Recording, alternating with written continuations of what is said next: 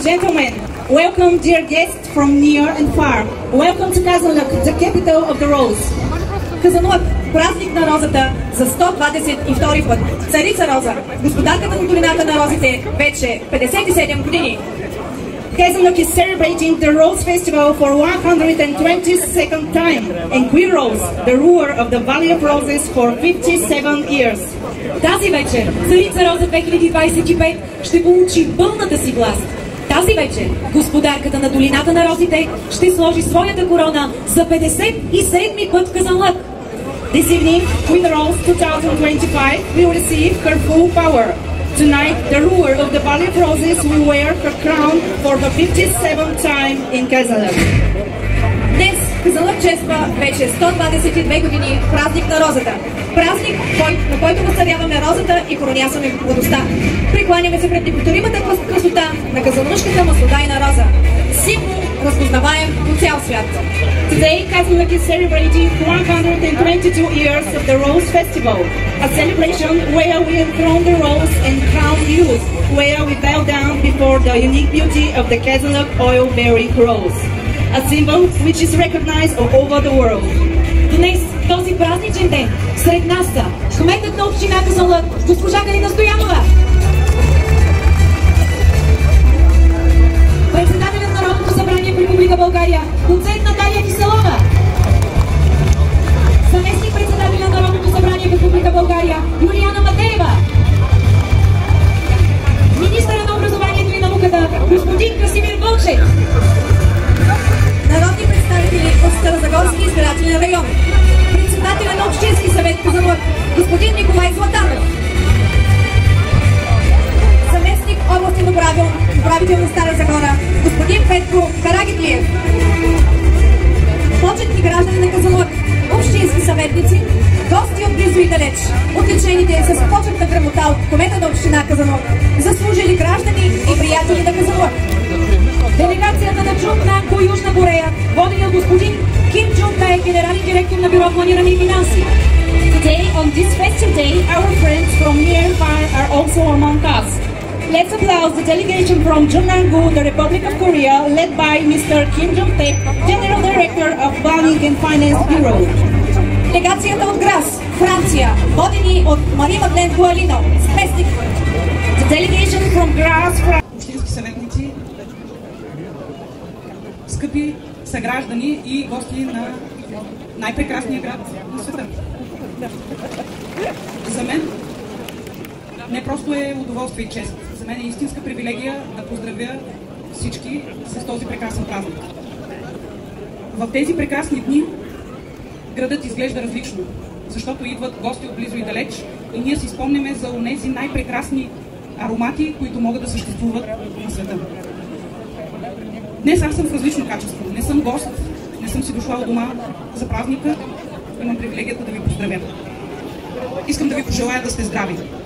Искам да ви пожелая този град, в който всеки от нас е роден или се завръща, да го пазим, да бъде по-красив, да го развиваме. И тъй като ние сме единствения град, който си има символ, той стана символ на българската държава, да продължим да развиваме розата в нейните различни форми, не само като изображение, не само като мирис, не само като символ, но и като онази част от нас, която пазим и през дните извън розобера. Тези 3 дни, в които света ще погледне към нас, да покажем най-доброто. Най-красивите жени са тук. Най-талантливите майстори произвеждат цигулките и китарите, които дават звуци, които са страхотни, и най-важното, че можем да се веселим и да покажем колко сме талантливи. Честит празник, Казанлък! Честит 122 празник на розата! Паметта пристига лека, като въздишна, съветна, като мечта, топла, като прегръдка. В подножието на Балкана всяка година разтварят листенца цветовете на легендарния розов храст, за да ги превърнат в невероятни благоухания, в целебни елексири, превърнали се в емблема на България. Погледнете какви красиви цветя! Никога не сме виждали нещо по-красиво.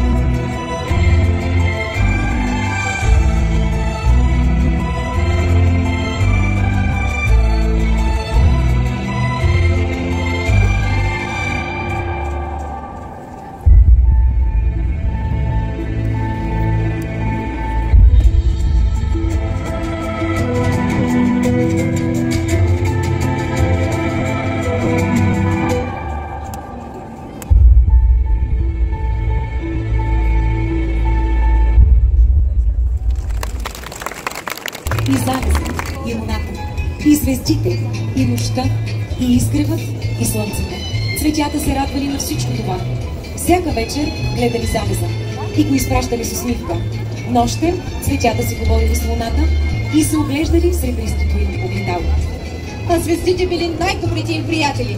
Така всяка нощ розите стоели будни, за да посрещнат утринната зора и да се къпят в росата й, да докоснат изгряващото слънце. Колко сила и фантазия има природата магиосница използвала, за да окичи пролетната одежда на Казанлъшката долина през юни. Ухайна рози, Господи, колко е хубаво! Розата е искренност и смелост, елегантност и ухание магично. Ту изящна, финна женска зрелост, ту пък викна сила и епичност.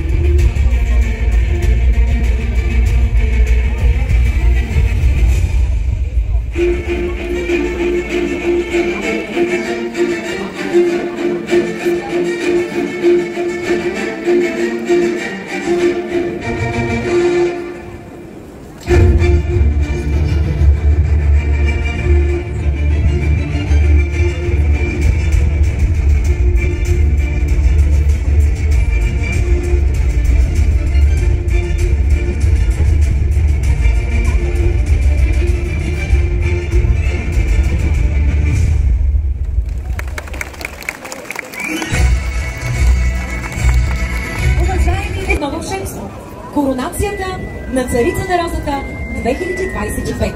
И приказката започва така.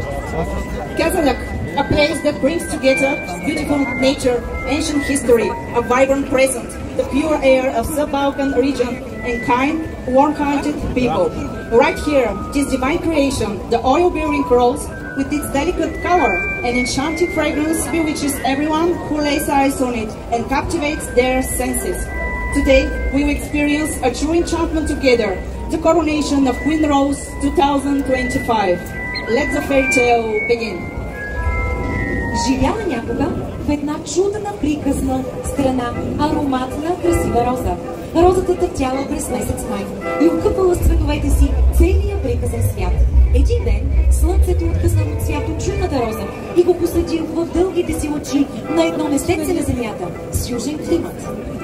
Там тя намерила закрила на две планини и води от бистри потоци. И понеже и слънцето, и дъжда, и дъгата били вълшебници, от този единствен цвят издигнали много такива на земята. А хората, които минавали покрай тях, се опиянявали от аромата им. Скоро розите изпълнили цялата долина и дали името й Казанлъшка розова долина. А слънцето светило в красивата дъга. The sun is shining in the beautiful rainbow.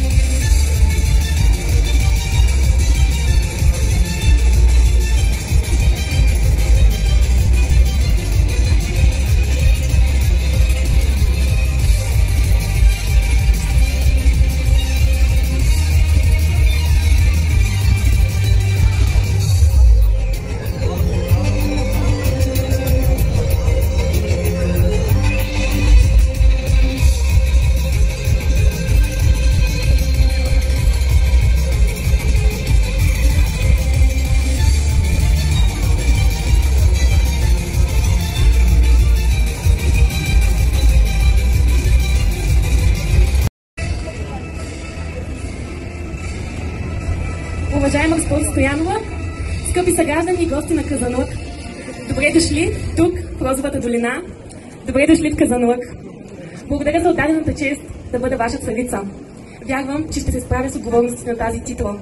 Ще нося Казанлък завинаги в сърцето си. Ще спазвам традициите и ще ги нося завинаги с мен. Смятам, че тази титла е страхотна. Мисля, че празникът е невероятен и всеки един от вас трябва да се наслади на него, защото той е изпълнен с толкова красота, старание, вдъхновение и традиции. Честит празник, Казанлък!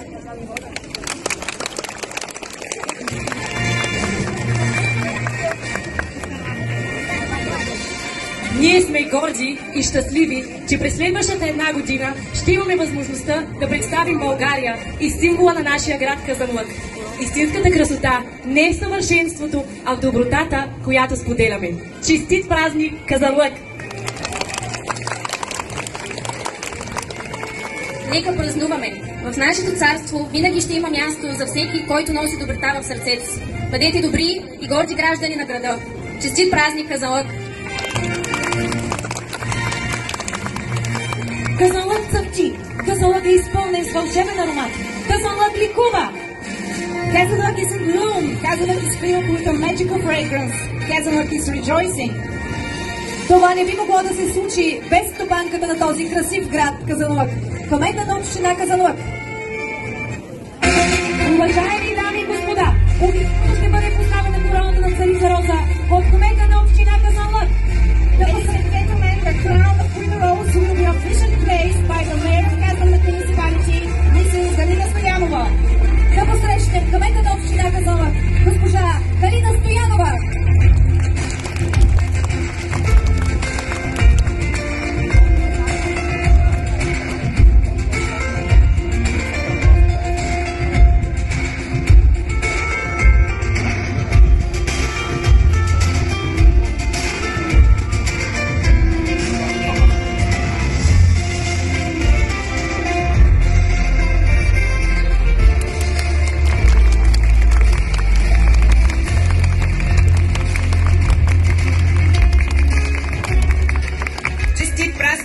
Любим, прекрасен Казанлък! Честит празник!